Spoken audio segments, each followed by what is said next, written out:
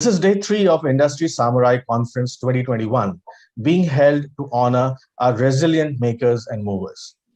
Today marks an important moment for the conference. It is a great honor and privilege to have as our keynote speaker Dr. Amar Patnaik, Member of Parliament in Rajya Sabha, with us. The Honorable MP's keynote speech, which will follow this introduction, will be followed by a Q&A session with me. Before I invite Dr. Patnaik to speak, let me quickly introduce his illustrious background to you.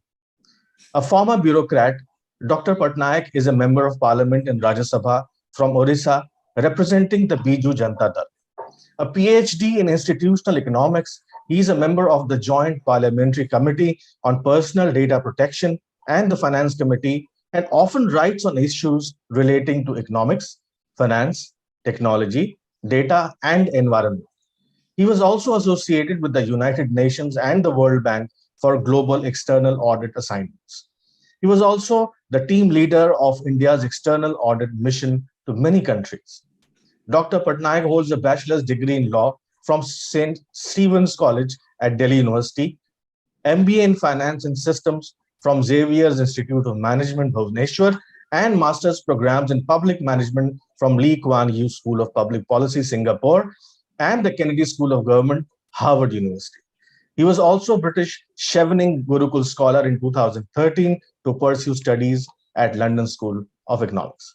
Dr. Patnaik's scholarly work on public policy has been published and is titled Institutional Change and Power Asymmetry in the Context of Rural India. Dr. Patnaik, a very warm welcome to you. Over to you, sir. Thank you so much, Anandji. A very good morning to all of you who are linked here to this particular program. A Sunday morning. I hope I'm not spoiling your Sunday brunches and programs otherwise. Nevertheless, thank you so much, Anandji, for this generous introduction. And more importantly, I think I must congratulate you for organizing this kind of a function or this kind of an award ceremony to celebrate the industry leaders, the industry, performance, the industry's achievements. This assumes particular importance during this time when we are after, hopefully we have negotiated the pandemic, but we are in the recovery phase. And what kind of recovery? What is the way forward? What are the basic assumptions that have been questioned during the pandemic for an industry leader or for the industry as a whole? Now, these are some of the questions that are just, in the minds of not just Indian leaders of industry, but also world over. This has been discussed in the IMF, it's been discussed in the World Bank too. Well, I get deep into the aspect of how industry is important for the economy, again saying that because while the primary sector like agriculture contributes to ensuring the food security of a country, the industrial sector unlocks the value. It unlocks the value of the potential of the entire country as a whole, or entire region as a whole, or entire state as a whole.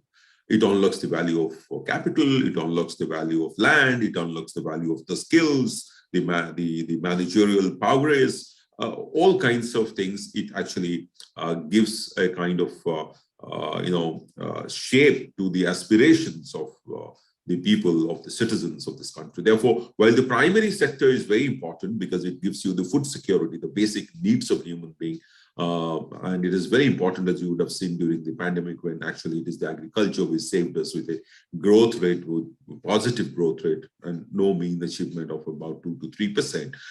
But we cannot really, no country can undermine the importance of industry simply because of the fact that it creates several forward and backward linkages. Now, these linkages, forward and backward linkages, act as a multiplier effect to give rise to smaller industries, smaller enterprises, smaller initiatives, and also at the same time, it generates new value chains and even new markets and new differentiated products. So basically, the human mind, the impact of all your learning and education comes through these industrial, initiative in industrial ventures that come up.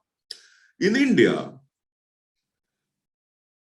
about 20% is to the GDP is contributed. If you look at the August 2021 figures based on the 2011 and 12 constant prices, you would see about 20% comes from agriculture, and the industrial sector contributes about 25%. While the large chunk of contribution to our economy comes from the services sector.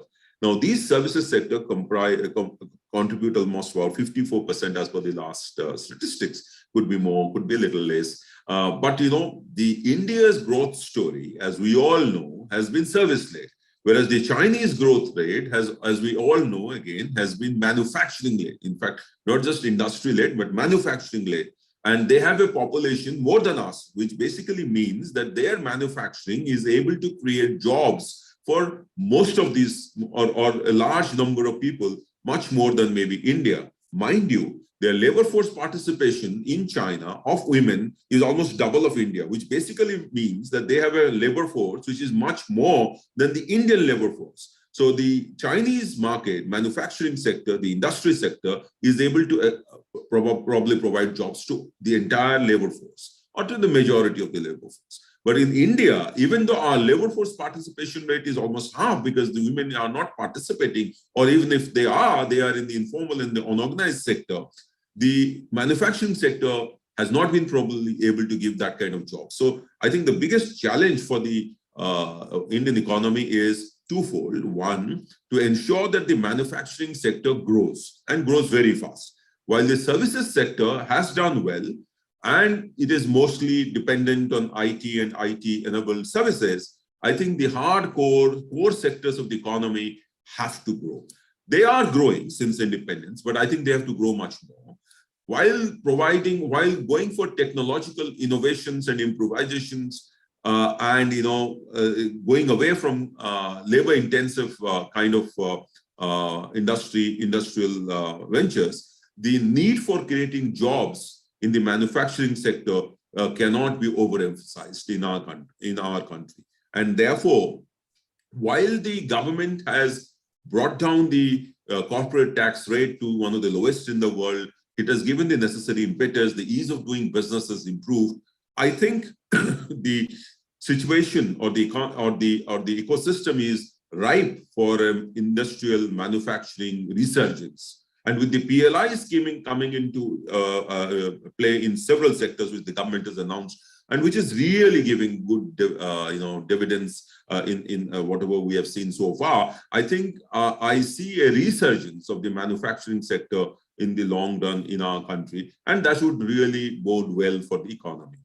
While doing this resurgence and revival and going back to a recovery, as people would say, post the pandemic, I think the most important thing our industry and our manufacturing sector can keep in mind are two things. Number one is that let us be climate conscious. So if you become, I was telling the other day somewhere that quoting Stiglitz. The Stiglitz now says that it is time to kill the GDP. It is time to think about inequity, time to think about climate change, time to think about democracy, because he says these are the three existential crises in the world now. So I think when we are recovering, and the industrial recovery is taking place, as we have seen that the green shoots are there everywhere, I think we have to be mindful of these two things. One, let it be a proper, let's be by common admission, let's all strive to make it a proper V-shaped recovery and not a K-shaped recovery. There are now critics who are saying that it is probably a K-shaped recovery because the rich is recovering, but the poor is falling back. And in fact, some of the about 10 crores of middle class has fallen back into poverty. So we have to be conscious while recovering. The recovery has to be conscious of this particular aspect. And I think our industrial leaders are very, very mature and very, very, conscious of the demands from them, from the ecosystem, from the country. And they would do something about this particular aspect while making a smart recovery. The other important thing is also about the climate change. The world is, I just returned from Europe, And, we were discussing at length about the European Union's latest initiative to impose a green border carbon tax. Now, if that happens, all our products which we send to Europe would actually become more expensive. Now, that they are doing in keeping the climate change in mind. In fact, if you know, in Germany, a Green Party-backed alliance is actually forming the government. So we also must move in that direction. And we should make all our innovations, all our recovery, all our value chain systems, values, relationships, and the entire business processes in such a manner that it is green. It will not only, to some extent, satisfy the India's ambition of 450 gigawatts of solar power, alternate power, renewable power resources, reliance on these. But what is important is that we have to realize, and the industry leaders have to realize, this is my offering to them, that actually net zero is not net zero, it is net positive. If we are climate resilient now, we climate conscious now, our recovery becomes determined by what is going to affect the climate around us. Then we are addressing the basic existential questions. Some of these existential issues should not come back to bite on the industry later. And therefore, if you can have a recovery path which is climate conscious, I think that would be the smartest thing to do. And we will be the leader in this compared to China or compared to other economies which are manufacturing dependent. The another point which I want to talk about is the circular economy. I think a time has come when we have to think about circular economy. That is how to about the three principles, the three R's that we talk about. That is reduce and reuse and recycle. Our efforts, the industry's efforts in the entire manufacturing value chain systems of different sectors is to definitely reuse and recycle. But most importantly, I think we have to emphasize on reduction of waste. If we reduce waste and ensure that the minimum waste is generated, then I think we would be actually taking care of one of the biggest problems of a smart climate conscious recovery. Then, of course, the question of reuse and recycling would happen. Lastly, I would like to give my advice to the industry leaders, to the industry as a whole, that the government has, I think the government in Parliament, I was there when the government moved the proposal to reduce the corporate tax, a very, very bold move indeed, to bring it to 15% for new manufacturing units. It increased the limits of MSME sector, because I think the MSME sector is the sector, particularly the micro, which will provide the jobs that the country needs to provide to reap the benefits of the demographic dividend that we are talking about, lest it becomes a demographic curse. The industry is also has been provided the necessary banking system support, even though there are questions relating to cost of capital and cost of transactions and intermediation. But I think the most important thing for our industry, for manufacturing sector, is that while taking care of the population, the need for jobs, the need for climate, they also have to be bold. They have to be bold in taking risks, because it is the industry which will take risks. It is not the government which will take risks. It is not the small entrepreneur who will take risks. It is the big people, the services sector, the unicorns and all that, they are taking risks. The startup ecosystem has developed so beautifully in our country. But it is the big manufacturing with new innovations. Actually, it can change the face of manufacturing in our country and make signal contribution to the world. So with this, I will end my, I will just briefly speak, however, about Orissa. Now, if you look at Orissa, what we have done in Orissa is that for last 21 years and going to be 22, we have had a very stable political ecosystem in the entire country, I must say. The politics is stable, the policy is stable, which is most important. The policy is in fact progressive. We have one of the best startup policies by common admission in the entire country. Our industrial policy is extremely attractive.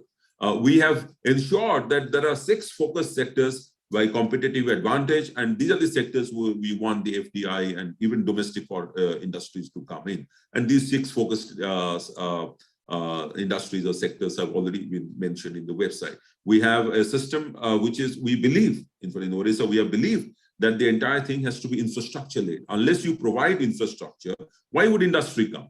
And therefore, we developed the private ports. Now, in fact, the Dhamra port, which is handling it is one of the largest and the biggest and in terms of handling cargo, private ports in the country. We also, of course, Paradip. We have a 480 coastline, 2 more ports and 3 more ports are actually coming up. There is the roads connectivity inside the hinterland in Orissa is one of the, again, the best. The connectivity to hamlets, to the villages, it is there, to the mineral resource bearing districts. It is there. The railway lines, the railway connectivity is there. It is still being improved.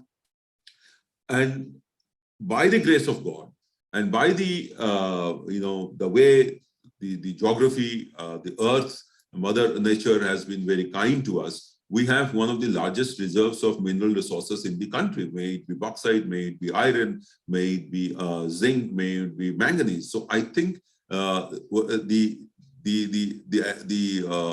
levers of production, levers for having production in a most competitive way are being provided by Orissa. And for those who come here, it's definitely important to have skills. And for example, I think no state in India currently has their largest building in the capital city called the Skill Center. We have built a building, the Skill Tower in Orissa, Bhubaneswar, which is the largest building, because we wanted to emphasize that for us, it is not the BTechs. It's important, the BTechs, the formal engineering degrees, but skill education is more important. And therefore, we have built a brand around skilled in Orissa. They have won awards. So the skilled pool of manpower is available to the industry. They don't have to hire it from outside, and they are industry ready. Now that's a plus. The another important thing is that for all those people who come and work there, they may be coming from outside the state, so they need a congenial atmosphere for their children to study, for their families to live, for a peaceful society. And I think Orissa, that Bhubaneswar is one of the smartest livable cities by many surveys and many industry bodies who have assigned that it is one of the smartest cities. And there is another smart city which is coming up in Rourkela, which is the seat to Rourkela steel plant. Bhubaneswar has turned out to be an education hub. There's a All India Institute of Medical Sciences. There's Apollo. It's a health hub. So in terms of providing a congenial atmosphere for industry leaders to operate, for their families to live happily, and for industry to grow without any large labor problems, I think Orissa is the place. And therefore, I would request all industry leaders. It is not that they're not there. We have the Mittals, we have the Tatas, we have the Jindals, both JSPL and JSW. We have the Rungtas, we have. But let it not be only restricted to the mining sector, or let us say the mining processing sector, but let the other focus areas like agro-processing, like fisheries, all these things which have been indicated by us as our focus area, textile and handlooms, where Orissa has the potential to become a leader. Let all of them come and invest in Orissa, and you will not find a more peaceful place on earth, not just India, than Orissa. Thank you so much. Thank you so much, sir, for a greatly inspiring and encouraging speech, sir. Speaking of encouragement and words of inspiration, sir, that leads me into the first question that I have on behalf of our readers in manufacturing. Sir, as you are well aware that the last few years have been particularly challenging for the industry. Even the markets had barely stabilized after supply chain disruptions caused by the US-China trade war and fuel price fluctuations. Then we were hit by the pandemic, and now the ongoing waves. We have continued to be being battered by one thing after another. So we do need words of encouragement. From that context, sir, what is the message you have for our manufacturers, for our professionals, people on the shop floor in this industry? See, I am being very, theoretical, or maybe, but as a person who has observed the first wave very closely. As somebody who has spent time trying to get the reverse migrant people back into their states and give them food to eat, you see the factors of production, as we all know, depends on capital, depends on labor, depends on skills, several other things now have been added to linkages and managerial ability. But you see, the point here is that neither capital can produce goods without labor, nor labor can function without if there is no capital. Both are dependent on each other.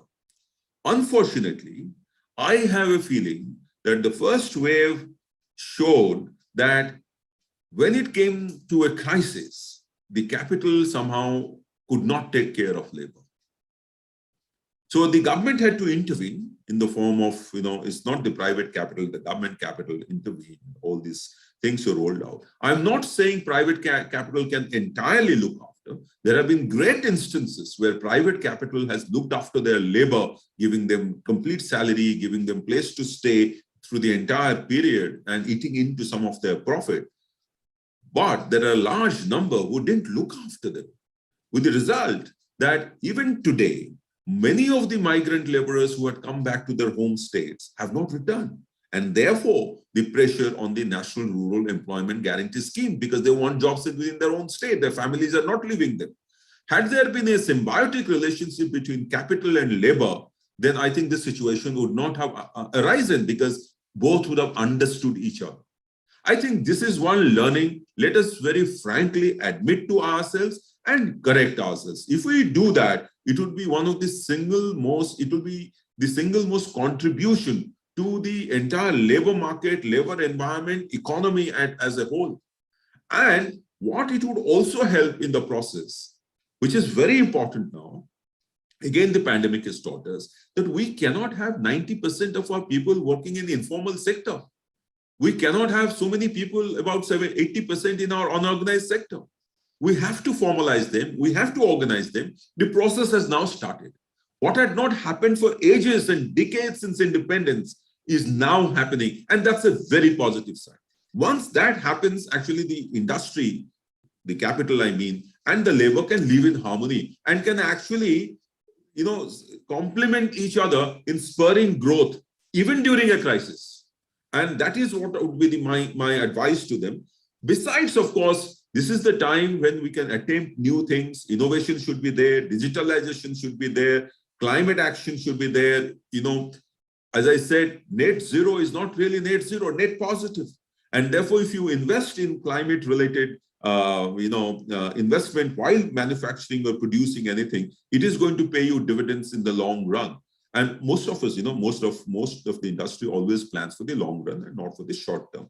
But some of these things which I mentioned are important for the long-term sustenance of the Indian economy, and for it to contribute. Its contribution has to move from 25% at the current level to at least 35% over a period of time, because agriculture is not becoming very remunerative.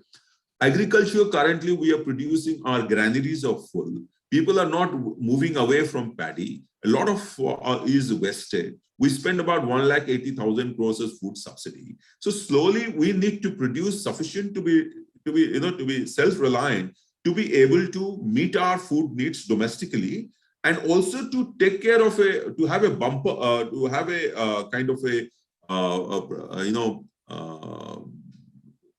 storehouse, a kind of buffer, which will take care of our crisis situations like the one we've faced.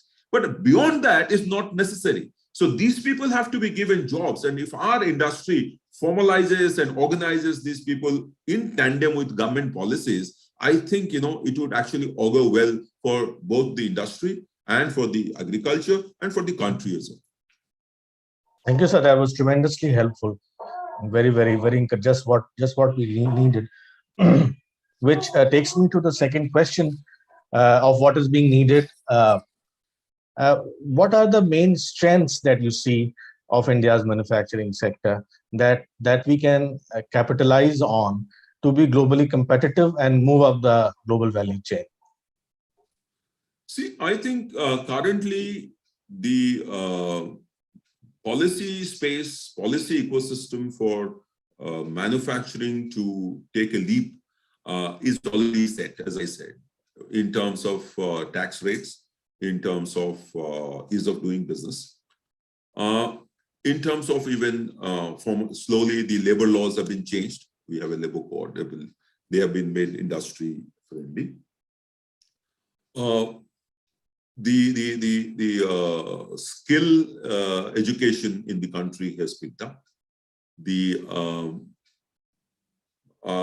policies to attract talent and innovation right at the school level to hotel innovation and all these kind of innovative projects to innovative policies to capture skill, because ultimately it is skill and innovation that will drive the manufacturing sector, that has driven manufacturing anywhere in the world, and that will also do it here. So and then now what has happened is the production link incentive schemes. Now, these are the ones which I think the policy direction is extremely good and ripe for the manufacturing sector, for the industry to take advantage of and gear up manufacturing. There are two issues which are cause of concern. One is, of course, the cost of capital. I still feel in India, the cost of capital is high. In our finance committee, in meetings after meetings with every bankers, I asked this question that I have written a letter to Honorable Prime Minister on this, that we have to discard the British legacy of doing a credit appraisal in a particular way and giving credit in a particular way. We have to now think about a transformational change to bring our cost of capital to the industry at a very lower level. Imagine that people taking from non-banking financial companies for startups and, or let us say smalls, particularly in the micro and small sector, if they have to pay 20% and above as the cost of capital, how can you have an ROI return, your own return of an investment more than 20%? It is not possible. Therefore, I think the biggest concern for all of us should be the cost of capital. I am a great believer that a lot can be done to decrease the cost of capital to our industry in our country through a market-determined mechanism and not by giving subsidies from the government. I think government policy space has been exhausted. It has been done enough. There could be small changes in the income tax rules and customs rules and all. Those can be ironed out. But I think these are the big questions. The second question is again the transaction cost. We have to reduce our transaction costs. Transaction cost of doing business. The ease of doing business is there, but many of our practices can actually be done in a manner with less cost. And that is what is going to actually give space to the manufacturers to actually price their products later on. There are, the changes like the current changes, the labor reforms has been carried out. Our labor wages are very competitive. Our, the bill discounting, the trades platform, the bills getting automatically into the platform, particularly very helpful for the MSME sector. All these are taking shape and taking root. So I think the climate, the ecosystem is gearing up for a resurgence. I can use the word Ronasa, but we have to take advantage of this. We have to be, these two issues have to be addressed through a market-determined mechanism. The industry should think about it, how to go about it. I have already written to the Prime Minister and I've been raising it with all bankers. I think this is one area which you have to address. But I think ultimately the industry leaders of ours who have sustained our economy for so long, they have been there through our independence movement, to the various revolutions that we have had in agriculture revolution, industrial revolution, in the services revolution, their contribution. I think they have to now take charge. They have to become more bold and conquer the world. That is what I would say. Absolutely, sir. And as an editor and writer, I completely wholeheartedly agree with this point of our industry leaders taking lead. And we have examples in Japan and Korea where absolutely. Yes, sir. So big industrialists came together, and absolutely, sir. So this is for the final question, sir. With your permission, I'll invite my colleague Dinesh Mishra, who's from Orissa. He has questions on behalf of readers in Orissa that he wanted to ask you.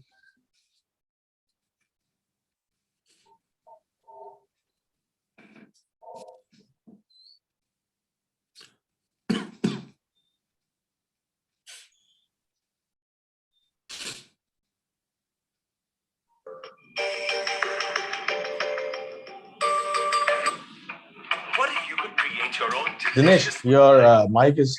Okay. Anand, can you hear me? Yes, I can hear you. Is there a problem with your video? No. Just a second. Okay, is it like? Thanks, Anand. Thank you, Dr. Patnaik.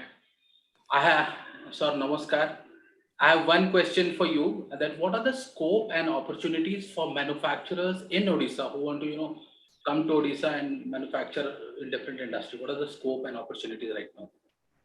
See, as I said, we have already identified 6 focus sectors where I think we have the competitive advantage. So anybody, any private capital trying to invest in these sectors, I think it starts with a huge lift right from the beginning, because I think we have the competitive advantage there in terms of land, labor, capital, and skills. These sectors, as you would see, they are not in the high cost, hard manufacturing sectors, but they are in agro processing, food processing, handloom, textiles. You see, you must realize that agro processing is the least developed market in India, whereas there are countries in South America whose main thing is agro processing, whereas we are potentially so much by a simple investment in very innovative technology. We can actually be the leader in this. So I think Odisha, these are the sectors which have been identified. We have the SWIFT portal. You have to one-step thing. Many states have come out with a one-step platform or a portal where you can apply and this. But what is Odisha's case, how it is different is that right from end to end, the hand-holding is done. And all the clearances and everything are around this portal. So your transaction cost comes down. Previously there used to be a question of lands, land banks not being there. So now we have developed the land banks. There are about 8 industrial clusters, and there are many such industrial, small parcels which have been, kept together at one place, so that if the industrialist comes, he can be given that land immediately. So that problem has also been solved. If you look at connectivity, which is important, both in terms of hard connectivity, air, rail, and road transportation, it is there. Now, IT connectivity, we have the software technology park. As I said in the parliament yesterday, we are the second largest exporter of software to the world. So connectivity is also not an issue. We know that Bhubaneswar has come out as a hub for health education. So people who the top leaders or top managers, if they get posted in Bhubaneswar and Odisha, they shouldn't feel that their children can't be studying in good schools, or they cannot have access to good health, because we have the All India Institute of Medical Science, we have Apollo, we have AMRI, we have everything, and the IIT and the IIM in Sambalpur. So I think and another thing is, what industry needs is labor. Besides capital, they will need labor. Now, the labor is the Odisha offers the best labor to the world, because number one, they are not aggressive, they are very peaceful.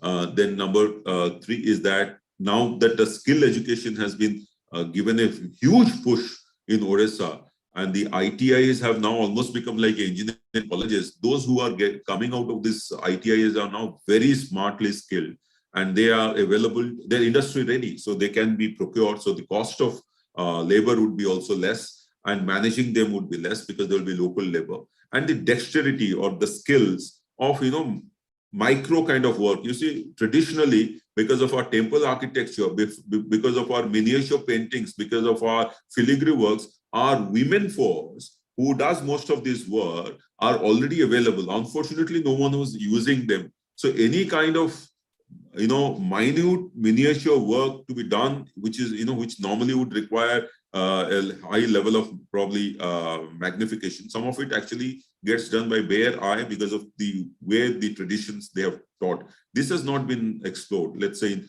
a chip industry, in handloom industry, in crafts industry. So this is also one area where the labor is immediately available, and I think they are not as expensive as anywhere else. They are much cheaper. So I think all these places, Odisha, in a very sound footing for having an industrial resurgence.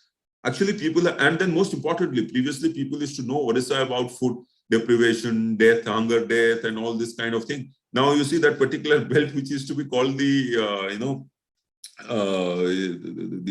the place of hunger, or the people where people supposedly used to eat mango kernels and all. Now that has become the rice bowl of the country. The rice bowl of the country, not just of Odisha. That entire irrigation channel in Indravati project, because of Bargarh and Sambalpur and Western Odisha and Kalahandi and Korapur, it has become the rice bowl. In fact, they produce so much of rice that the FCI is unable to procure them. So there is no, so this was a big issue. Now hunger has been taken care of. Health, because of the new government, Honorable CM's policy, which is a very unique policy compared to the Ayushman Bharat, that is, you have the Biju Swasthya Kalyan. It is like a right to health kind of a thing. You just go to a hospital and you get it free. So government hospital free, and private hospital, some 200 empanel, also free outside. So this kind of surrounding has created a space for young people also, who used to earlier spend out of pocket expenses some 60% of their income for health. Now they don't have to do it. So educational hubs is there. There is now space for people to think, innovate, work properly, contribute to the growth. So if the industry comes and investment comes, I think now they would have no difficulty in engaging these people, reaping the benefit of the situation and stability that has been created in health, education, poverty, political climate everywhere, and move ahead. So, and that would actually, you see, I believe that unless the states grow, the country cannot grow. A few states can't lead country, those times are gone. So wherever there is a state's potential is there, they should be allowed to actually grow much more and much farther. So what would happen is that it would give an impetus to the country's growth. And I include not only Odisha in it, I include Bihar in it, I include Assam in it. So the way the structure is that those states who have created a very, very sound and reasonable and enduring climate for industries to come up, the center should actually facilitate that particular process. The relationship between center and states are very important for the industrial climate also. And therefore, I think, and as far as that is concerned also, Odisha has been very good in that. There has never been a strong bickering between the center and the state on any issue. Which is, of course, the Odisha has been asking for its share of divisible pool of taxes and cess and all that, but there has been any great policy difference and all that. So I think, to your question whether what Odisha has done, I think we are very well placed for making an industrial resurgence in the country. With that powerful message, this highly engaging session comes to a close. Dr. Patnaik sir, many, many thanks for your illuminating words. Your words are going to inspire and encourage our readers for a long time to come. Thanks on behalf of Meshmix Media, Dynamic Manufacturing Magazine, and the entire manufacturing sector, sir. Thank you so much. Thank you. Namaskar. All the best of you. Have a good Sunday. We enjoy